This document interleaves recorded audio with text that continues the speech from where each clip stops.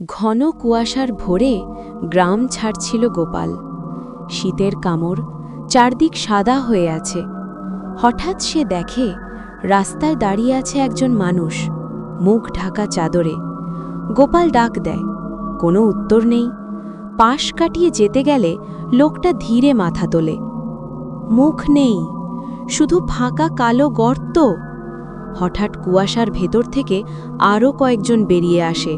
সবাই একই রকম, নিঃশব্দে ঘিরে ধরে গোপালকে।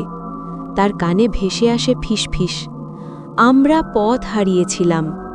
গোপাল দৌড় দেয়, পেছনে পেছনে কুয়াশা দৌড়ায়। হাঁপাতে হাঁপাতে সে গ্রামের আলো দেখে।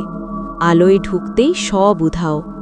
লোকজন জিজ্ঞেস করে, এত ভয় কেন?